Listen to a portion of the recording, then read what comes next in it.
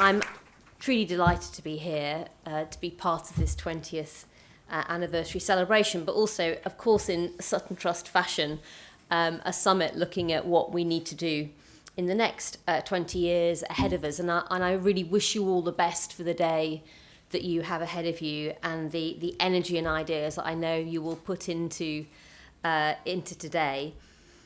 And I'm honoured to be able to open up the agenda, because last week I gave another speech about something I care very deeply about, which was about skills and technical education, talking about all the things that you've just mentioned, Peter, about how we need a skills revolution in our country. It was to the British Chamber of Commerce, and I talked about how I felt with a skills revolution we could finally plug the huge needs of British businesses with the talents of our young people. And I said that the time for skills was now.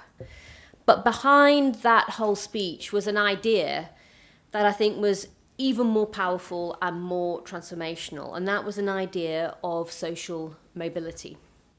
Because to me, social mobility has always been an issue of profound importance. I believe now it's an issue of profound urgency for our country too. It's a simple but powerful concept that everybody should have the chance to be the best version of themselves that they can be.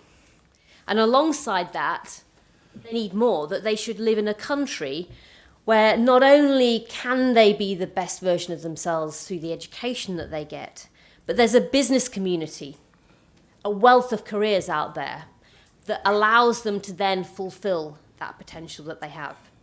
And social mobility is how we unlock and enable potential.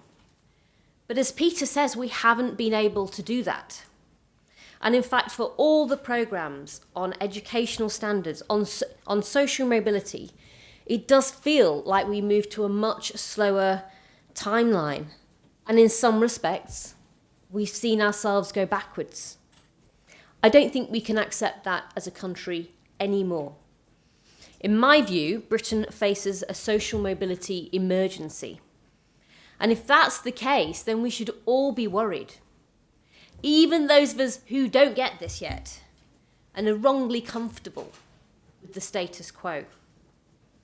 So why are we here though? Why haven't we as a country been able to improve our social mobility? Why should something that is so simple in concept, so powerful, so obviously for the common good of our country, be so difficult? Well, I think at the heart of that question is the fact that although social mobility is a simple concept, it's a complex problem. It's also a long-term problem. And I think if you put those two elements together, complexity and long-term, perhaps those are the features of the challenges that are hardest for any government to get right. Yet we now have to lead a path forward on tackling social mobility. The good news is that we increasingly know what works, in no small part thanks to the Sutton Trust. I think your 20 years are 20 years to be truly proud of. You've raised the debate on social mobility with your pioneering research into the education backgrounds of the UK's leaders, from doctors and lawyers to chief executives. I'm delighted to have helped out with your statistics on comprehensively educated cabinet ministers. But crucially, as you said, Peter, you're a do tank. You have acted on the problems that you've shone a light on. Your summer schools have helped tens of thousands of young people from poorer backgrounds to get into the most prestigious universities. Your Pathways programmes have helped thousands of young people from low-income households into the leading professions, from law to medicine to banking. And you co-founded with us the Education Endowment Foundation to identify what works in education to improve outcomes for our most disadvantaged pupils. And with its help, we're actually now starting to close the attainment gap. Yet in so many ways, throughout these 20 years, in my mind, the Sutton Trust has never been sufficiently recognised for the importance of its work to our country. And that now needs to change. It has to.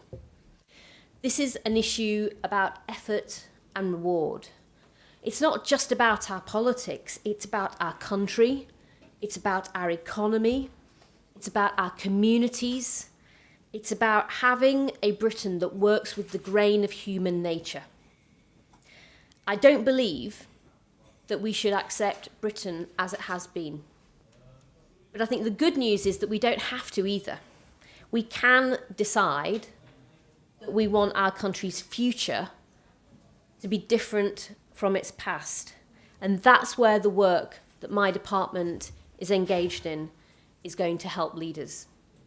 I'm setting social mobility as the Department for Education's guiding mission. And we are shifting our culture to become mission-driven on social mobility like never before. More broadly than that, I believe that this must be a government that acts. And of course, my starting lens in the DFE is that this mission has to focus on the most entrenched forms of disadvantage. It has to target the problem of the highest urgency. And to my mind, that is the challenge of region and place, the cold spots that we have on social mobility. Why should living in one area, growing up in one area, disadvantage you when compared to another? It shouldn't, but in this country, it still does. The cities that we have, our towns, our villages, every single one of them is different. They're all unique in their own way. But in some of them, in some of our communities, there is an entrenched disadvantage. And more than that, actually, it's a generational cycle that reinforces this. And in some places, it's a cycle that has spiraled down, and poor results in education lead to lower skills. Ill-equipped companies look to move out, to go to places where there are skills, which then means fewer jobs, less opportunity, less innovation, a less attractive environment for any new businesses to think about coming into. And indeed for teachers, a less attractive place for them to come in and teach, because great teachers love teaching in great schools for the most part. So nothing changes, and we have to recognise that this is about a systemic failure, that the system gets trapped without the capacity to improve. Schools don't get better, and the next generation growing up there get trapped too. But the good news is we know that the spiral can reverse, it can go up. We can change this so that we end up with better education outcomes, better knowledge and skills, leading to better performing businesses in local areas. It's about more jobs, more investment, more growth, creating a place where people think it's a great place to be able to live, work, to teach. And so it cycles then on itself to even more success. It becomes a virtuous circle. And actually, the good news is that some parts of our country have been creating this virtuous circle. And I think we should celebrate and support that. Of course, we're stood in an area where education outcomes have significantly improved in recent years here in London. But I'd point to places like Bristol as well. They themselves have been transforming outcomes for young people there. But we still can't accept that we have a country where millions of young people are still being left behind, living in poor performing areas, and I don't believe that we can leave them to just simply spiral down into being a generation that fails to have the opportunities that are in so many other parts of our country. So we need to lift up these places. It means more help, more targeted support, and we need the tools to be able to do that. And I think at the Sutton Trust, one of the things you readily understood is that places are complicated, that education is complicated, and as so often politicians like to pretend, there isn't generally one key policy that unlocks that, that overcomes entrenched disadvantage, because every single place is different, and therefore the challenges in a place like Scarborough are not the same as the challenges in Norfolk. They're not the same as the challenges in Somerset. So we have to recognise that our approach has to be tailored to what will actually work in these very different parts of our country, in these very different communities that face different challenges. So it's going to take a combination of people and policies to properly lift these areas. And it's not enough to just target one part of our education system or skills. Because if you concentrate, for example, just on students taking GCSEs, then that might be too late. They may have already fallen behind before they got to that point. Similarly, if you only had a push on early years, then you risk failing to tackle the inequality that can build up beyond that, even if our children are getting the best possible early start. So it needs to be a concerted effort across education, across businesses and across communities. And that's why I'm focusing the wider work of my department on tackling that challenge of how we have successful place-based education strategy. And it's why I'm gearing my programs and policies to lift up those parts of the country that can most benefit from improved education. And this challenge is particularly acute in our schools, because there are parts of the country where schools are not delivering the results for our young people, and that these areas, moreover, don't have necessarily the capacity to improve all on their own. This is a clear set of local authority districts. It's the bottom third of our country. But if you look at that bottom third as a whole, they contain more than half of the schools in England that are rated requires improvement or inadequate. And that, for those children, is a real injustice, because we all know you only get one shot at education. So I'm setting an explicit goal in the DFE to improve the performance of the young people in these areas, to lift them up. And to achieve this, we'll have to see a wider shift to support and enable our school system to deliver where it needs to. This will require a coordinated approach to build capacity, to extend the reach of the high-performing arms of the system that we do have, multi-academy trusts, teaching school alliances, the national leaders of education, local authorities, our regional schools commissioners, and Ofsted.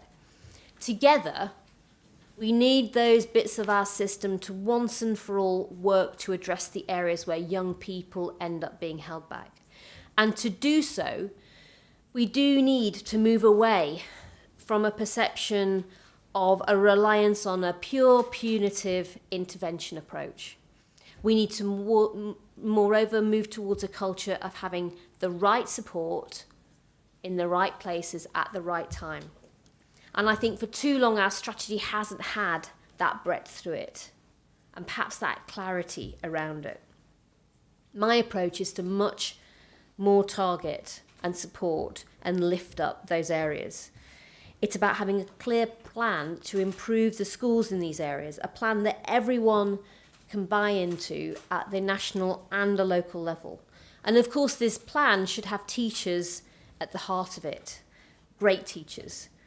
Because as you've shown us in your report, what makes great teaching, it's improving the quality of teaching that can have the biggest impact on improving social mobility in our schools. And indeed, one of the pieces of research that you're publishing today said that when young people were asked what they felt would be the biggest driver to improve social mobility, they quite rightly said improving great teaching in their schools. So that's why earlier this year I announced a £75 million Teaching and Leadership Innovation Fund, which was all about investing in high quality professional development for teachers and leaders working in these challenging areas. And £20 million of this can now be allocated to make a difference. The first round has now been complete, and it will go to programmes helping to make a change on the ground from September this year across our country. We're also setting aside £10 million of that fund for teachers and leaders in those most challenging schools to take part in the newly reformed gold standard national professional qualifications to help make sure that these schools are led by the very best teachers. Because I believe that investing in the homegrown talent that is already in these areas, with teachers who are already there, is possibly one of the most quick and important and effective ways that we can make a difference on the ground. I think that this approach will begin to have an impact in these regions, and I think it will begin to really lift up the parts of the school system that are struggling to kickstart their own improvement. We also know that there are some areas in need of even more intensive support, the ones that face the multiplicity of challenges, not just a few, but a lot. And that's why one of the first things I introduced as Secretary of State was to establish opportunity areas. And there are now 12 of these areas where we can work closely with our partners on the ground to develop more innovative solutions to poor performance, to lift up education outcome. And in doing so, to actually test what works best on the ground, and then use that knowledge and insight to spread that best practice to the rest of our schools across our country. And indeed, the Sutton Trust has been with us on that from the very beginning. The Education Endowment Fund is establishing a research school for every single one of these opportunity areas to help really spread evidence-based practice where we know it can make a huge difference. Schools like Hunger Hill in Doncaster, which already leads high-quality training programmes with dozens of schools, or the Blue School in Wells in Somerset, with a track record in understanding evidence and supporting schools across the West Somerset region. Intelligent use of evidence is going to be key to making a difference in all of these opportunity areas. So I'm delighted that Sir Kevin Collins has agreed to be the evidence champion across our opportunity areas. Sir Kevin heads up the EEF and has a wealth of knowledge to make sure that every single pound of investment that we make, every intervention that we're putting in place at the local level is one that we know can make a difference. But beyond that, there's much, much more to do. Because in doing all of this work in opportunity areas, I wanted us to create an even broader alliance for progress and for change. Because as well as good schools, our young people need an early immersion and experience in the workplace to help them understand how they can be set up for success in their future lives.